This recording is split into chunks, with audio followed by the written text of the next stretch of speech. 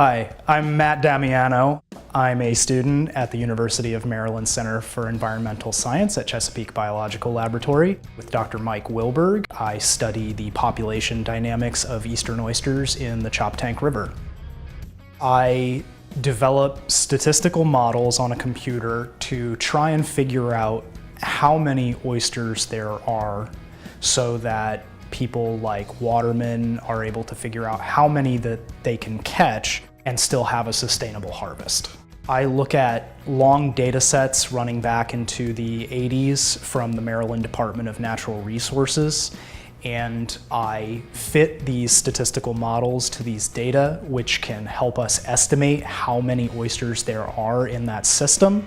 And then, like a virtual fishery, we can fish those oysters down to figure out how many we can catch and still have enough oysters the following year.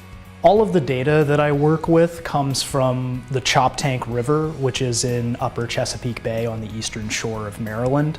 A lot of my data comes from what's called the Fall Dredge Survey, which is performed every fall by Maryland Department of Natural Resources.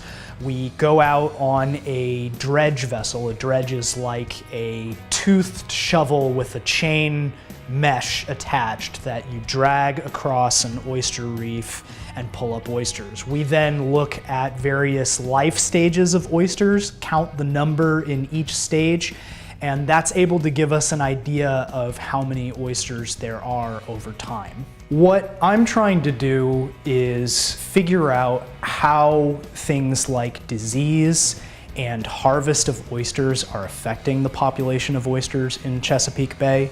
They're already at very low abundance bay-wide, and so it's important to me to learn more about our relationship and our effects that we're having on oysters so that way they can still be around for future generations. Once we have results that we can present to our group of stakeholders, they're going to be responsible for interpreting those results and using them to effect change in the way that we manage and harvest oysters. There are potentially a lot of benefits from getting an idea of what the oyster population looks like so that everybody across the board, scientists, managers, watermen, the public, can be on the same page in their understanding of how oysters live in the bay.